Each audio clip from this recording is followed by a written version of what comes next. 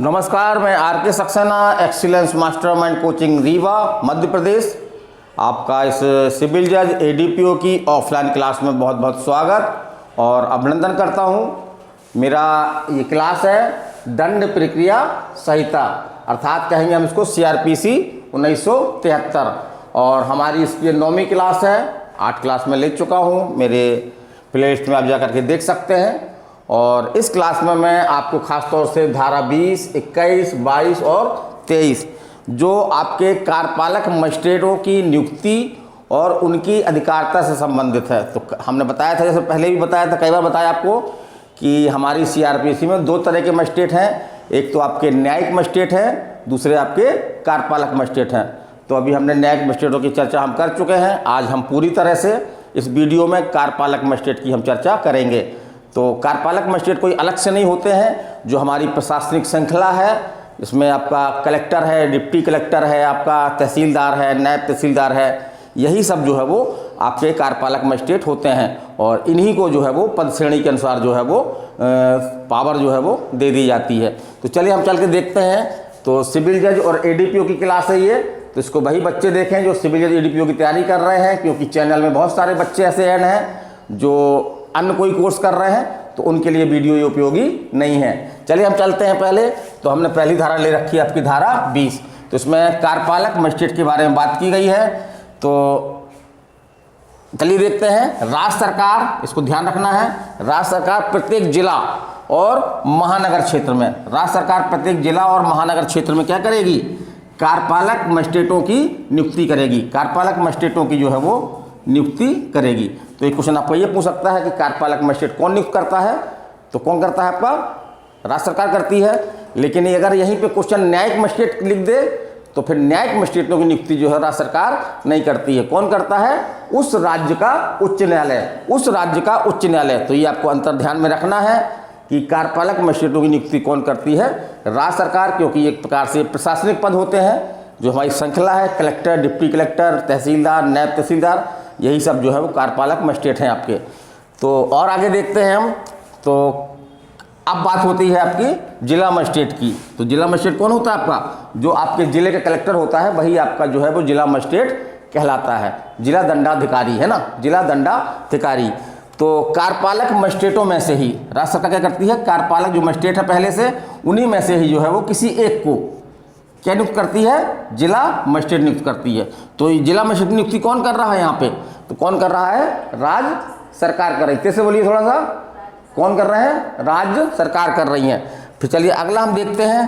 तो राज्य सरकार आवश्यकता पड़ने पर किसी कार्यपालक मजिस्ट्रेट को जो है वो अपर जिला मजिस्ट्रेट है ना, तो एक प्रकार से ये पद आवश्यक नहीं है, लेकिन अगर कार्य की अधिकता है तो राज्य सरकार जो है वो जिला मजिस्ट्रेटों में से ही किसी एक को जो है वो क्या बनाती है? अपर जिला मजिस्ट्रेट। तो एक प्रकार से ये अतिरिक्त कलेक्टर होता है आपका, है ना, इसको हम बोल लेते हैं अतिरिक्त कलेक्टर। तो वही आपका अपर जिला मजिस्ट्रेट के नाम से जाना जाता है। और यह जिला मजिस्ट्रेट की उन शक्तियों का उपयोग करेगा जो राज्य सरकार डिसाइड करेगी। तो एक प्रकार से कलेक्टर की पावर इसको भी होती है, लेकिन कौन सी पावर का कलेक्टर की उपयोग करेगा, ये इसका डिसाइड कौन करेगा? इसका निर्धारण कौन करेगा? राज्य सरकार। तो जो अपर जिला मजिस्ट्रेट है, ये जिला मजिस्ट्रेट की किन किन शक्तियों का प्रयोग करेगा, ये कौन डिसाइड करेगा? ये डिसाइड कौन करेगा? राज्य सरकार डिसाइड करेंगी। तो ये क्वेश्चन बनता है यहाँ से आपका। फिर चलिए हम आगे चलते हैं। जिला मजिस्ट्रेट की गैर हाजिरी में, तो जो जिला मजिस्ट्रेट है, जनरली कलेक्टर होता है वो, तो वो भी बेचारा इंसान ही है ना। कभी बीमार हो सकता है, कभी उसके यहाँ कोई शोक हो सकता है, या कभी कभी ये लोग लंबी छुट्टियों में घूमने घामने निकल पड़ते हैं। तो अगर कलेक्टर माने जिला मजिस्ट्रेट अनुपस्थित है तो उसका काम कौन करेगा? तो जो भी उसका पद उत्तरवर्ती है, जो भी उसका पद उत्तरवर्ती है, वो उसका काम करेगा जब तक कि राज्य सरकार द्वारा अन्यथा आदेश न दिया जाए। अगर राज्य सरकार ने कोई भिन्न आदेश दिया तो फिर नहीं करेगा, लेकिन राज्य सरकार ने कोई आदेश नहीं दिया है तो जो भी उसका पद उत्तरवर्ती होगा, है ना, जैसे कि मान लीजिए आपका अपर जिला मजिस्ट्रेट है ना, उस जिले में अपर जिला मजिस्ट्रेट है और जिला मजिस्ट्रेट जो है वो अनुपस्थित है, तो उसका कार्य कौन कर लेगा? अपर जिला मजिस्ट्रेट काम कर लेगा। चलिए अगला देखते हैं। राज्य सरकार आवश्यकता अनुसार किसी कार्यपालक मजिस्ट्रेट को, है ना, उपखंड तो जिले में कई उपखंड होते हैं, है ना, हर जिले में उपखंडों की संख्या अलग अलग होती है। तो राज्य सरकार, है ना, आवश्यकता अनुसार जो है वो किसी कार्यपालक में किसको, किसी कार्यपालक मजिस्ट्रेट को जिले के उपखंड में क्या कर सकती है, भार साधक बना सकती है, भार साधक बना सकती है। और जिसको भार साधक बना दिया गया है वो क्या कहलाता है, वो उपखंड मजिस्ट्रेट कहलाता है। तो इस प्रकार से आपका जिला मजिस्ट्रेट, अपर जिला मजिस्ट्रेट और तीसरा आपका जो जिले में खंड होते हैं उनमें जो है वो उपखंड मजिस्ट्रेट होता है। तो किसी कार्यपालक मजिस्ट्रेट को ही जो है वो राज्य सरकार क्या करती है, किसी उपखंड में जो है वो उसको उसका भार साधक बना देती है। और वो किस नाम से जाने लगता है, वो आपके उपखंड मजिस्ट्रेट के नाम से जाने लगता है। तो इस प्रकार से हम देख सकते हैं कि उपखंड मजिस्ट्रेट की नियुक्ति नहीं होती है ना, बल्कि राज्य सरकार क्या करती है, किसी भी कार्यपालक मजिस्ट्रेट को, है ना, किसी कार्यपालक मजिस्ट्रेट को जो है वो क्या बना देगी, जो जिले में उपखंड है उसी एक उपखंड का, कभी कभी दो उपखंडों का बना सकती है, तो उपखंड का क्या बना देगी, भार साधक बना देगी। तो वो क्या कहलाए, किस नाम से जाना जाएगा, वो उपखंड मजिस्ट्रेट के नाम से जाना जाएगा। फिर चलिए आगे देखते हैं, राज्य सरकार कार्यपालक मजिस्ट्रेटों की सब या कुछ शक्तियाँ किसको प्रदान कर सकती है, पुलिस आयुक्त को प्रदान कर सकती है।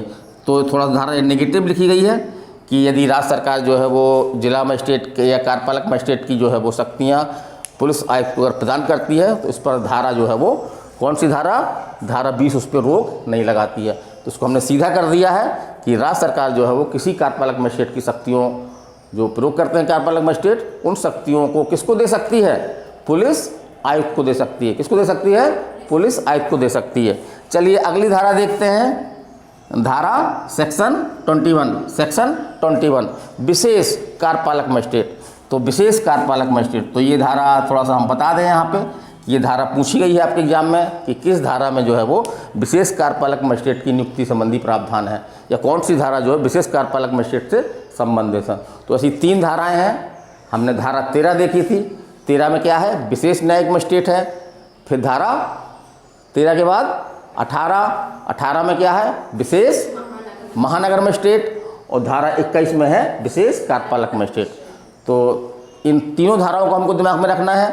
तो 13, 18 और 21, 13, 18 और 21, तो इन तीनों में क्रमशः पहले न्यायिक मजिस्ट्रेट, फिर महानगर मजिस्ट्रेट और फिर आपके कौन है, विशेष कार्यपालक मजिस्ट्रेट। तो चलिए देखते हैं, राज्य सरकार कार्य विशेष के लिए कोई ऐसा विशेष कार्य है ना, उसके लिए जो है वो किसी कार्यपालक मजिस्ट्रेट को, किसको, किसी कार्यपालक मजिस्ट्रेट को ही जो है वो क्या करती है, विशेष कार्यपालक मजिस्ट्रेट जो है वो नियुक्त कर सकती है। और इसकी अवधि कितनी अवधि के लिए होगा, तो यहाँ पे थोड़ा सा कन्फ्यूजन होता है हमको। जनरली क्या करते हैं, हम 1 वर्ष की अवधि लगा देते हैं ऐसे में, तो यहाँ पे कोई अवधि वाला प्रावधान नहीं है। जबकि कार्यपालक मजिस्ट्रेट और न्यायिक मजिस्ट्रेट जो है वो एक बार में 1 वर्ष के लिए नियुक्त किए जाते हैं, लेकिन यहाँ पे कोई अवधि नहीं है, है ना। तो यहाँ पे आप धोखा खा सकते हैं एग्जाम में कि कार्यपालक मजिस्ट्रेट एक बार में कितनी अवधि के लिए नियुक्त किए सकते हैं, तो ऐसा कोई नहीं है। जितनी अवधि के लिए जितना राज्य सरकार जरूरी समझे, तो जितना राज्य सरकार जरूर समझे, तो 1 वर्ष वाली इसमें बात नहीं है। इस बात को आप ध्यान में रखिएगा। यहाँ से क्वेश्चन बनता है तो जनरली हम लोग क्या करते हैं, उसको गलत कर देते हैं। चलिए अगला चलते हैं, धारा 22 देखते हैं। तो धारा 22 में कार्यपालक मजिस्ट्रेटों की स्थानीय अधिकारिता, तो राज्य सरकार डिसाइड कर सकती है, राज्य सरकार के नियंत्रण में रहते हुए, है ना, राज्य सरकार के नियंत्रण में रहते हुए कौन डिसाइड करता है, ये जिला मजिस्ट्रेट। तो इस प्रकार से राज्य सरकार भी इसमें गाइडलाइन जारी करती है। उस गाइडलाइन के तहत जो है वो जिला मजिस्ट्रेट माने कौन, अगर सिंपल भाषा में बोले तो अपने कलेक्टर साहब, सिंपल भाषा में बोले तो अपने कलेक्टर साहब, है ना, जिला मजिस्ट्रेट कार्यपालक मजिस्ट्रेटों की अधिकारिता जो है वो निर्धारित कर सकता है। तो कौन करता है, पूछेगा कि आपके जो कार्यपालक मजिस्ट्रेटों की स्थानीय अधिकारिता कौन निर्धारित करता है, तो राज्य सरकार के नियंत्रण में रहते हुए कौन, जिला मजिस्ट्रेट। राज्य सरकार के नियंत्रण में रहते हुए कौन कर सकता है, जिला मजिस्ट्रेट कर सकता है। चलिए आगे देखते हैं हम। लेकिन यदि कहीं पे उपबंधित कर दिया है, उपबंधित से अन्यथा जो है वो कार्यपालक मजिस्ट्रेट की अधिकारिता जो है वो कहाँ होती है, अधिकार का विस्तार जो है वो समस्त जिले में होता है। तो ये बात पहले भी बताई हमने। इस तरह की महानगर क्षेत्र के बारे में यही बातें कही गई हैं, ऐसी ही आपके न्यायिक मजिस्ट्रेटों के बारे में ऐसी बातें कही गई हैं। तो जब तक क्षेत्र निर्धारित ना हो तो जो भी कार्यपालक मजिस्ट्रेट होगा वो संपूर्ण जिले में उसकी शक्तियों का विस्तार होता है। लेकिन जनरली क्या करते हैं कि हर कार्यपालक मजिस्ट्रेट को जो है वो क्षेत्र विशेष के संबंध में जो है वो उसकी शक्तियाँ जो है वो सीमित कर दी जाती हैं। चलिए अगला देखते हैं धारा 23 सेक्शन 23 कार्यपालक मजिस्ट्रेटों का अधीनस्थ होना। तो बहुत सिंपल है, यदि हम डायग्राम समझते हैं कि सबसे ऊपर क्या होता है आपके जिले में, जिला मजिस्ट्रेट माने कलेक्टर, फिर आपका उपखंड मजिस्ट्रेट इसको बोलते हैं अपन डिप्टी कलेक्टर, और उसके नीचे होते हैं आपके तहसीलदार और नायब तहसीलदार। तो ये सभी कार्यपालक मजिस्ट्रेट हैं और इसी पदों के अनुसार जो है ये अधीनस्थ भी होते हैं। तो वही देखते हैं धारा 23 कार्यपालक मजिस्ट्रेटों का अधीनस्थ होना। तो अपर जिला मजिस्ट्रेट है ना, जो अलग से नियुक्त किया जा रहा था, है ना, आवश्यकता अनुसार नियुक्त किए जाते हैं। तो अपर जिला मजिस्ट्रेट को छोड़कर सभी कार्यपालक मजिस्ट्रेट, है ना, सभी कार्यपालक मजिस्ट्रेट किसके अधीनस्थ होंगे, आपके जिला मजिस्ट्रेट के अधीनस्थ होंगे। तो किसको छोड़ करके, अपर जिला मजिस्ट्रेट को छोड़ करके सभी कार्यपालक मजिस्ट्रेट, है ना, इसमें उपखंड मजिस्ट्रेट है, आपका तहसीलदार है, नायब तहसीलदार है, ये भी कार्यपालक मजिस्ट्रेट होते हैं। तो सब किसके अधीनस्थ होंगे, जिला मजिस्ट्रेट के माने कलेक्टर के अधीनस्थ होंगे। और आगे देखते हैं उपखंड मजिस्ट्रेट से भिन्न प्रत्येक कार्यपालक मजिस्ट्रेट। तो उपखंड मजिस्ट्रेट से भिन्न प्रत्येक कार्यपालक मजिस्ट्रेट जो है वो उस उपखंड विशेष में, जिसमें वो उपखंड मजिस्ट्रेट है, तो उस उपखंड में जितने भी कार्यपालक मजिस्ट्रेट होंगे, है ना, तो वो किसके अधीनस्थ होंगे, उपखंड मजिस्ट्रेट के अधीनस्थ होंगे, उपखंड मजिस्ट्रेट के अधीनस्थ होंगे। और जिला मजिस्ट्रेट के साधारण नियंत्रण में भी होंगे ये। तो ये ध्यान रखिएगा यहाँ पे कि जिला मजिस्ट्रेट के साधारण नियंत्रण में रहते हुए उपखंड मजिस्ट्रेट के अधीनस्थ होंगे। तो इस प्रकार से इनमें दोहरा नियंत्रण है, एक जिला मजिस्ट्रेट के अधीनस्थ तो हैं ही ये, और साथ साथ में जो है वो उपखंड मजिस्ट्रेट के भी अधीनस्थ हैं। चलिए आगे देखते हैं जिला मजिस्ट्रेट अपने अधीनस्थ कार्यपालक मजिस्ट्रेटों तथा अपर कार्यपालक मजिस्ट्रेटों के बीच जो है वो कार्य विभाजन के बारे में आवश्यक नियम बना सकेगा। तो जो कलेक्टर होता है जिला मजिस्ट्रेट कहलाता है ना, उसके जो जिला मजिस्ट्रेट में कार्यपालक मजिस्ट्रेट हैं जिले में, तो वो कौन कौन सा काम करेंगे ये कौन डिसाइड करेगा, इसके बारे में कौन नियम बना सकता है, तो जिला मजिस्ट्रेट यानी कलेक्टर जो है उसके बारे में नियम बना सकता है।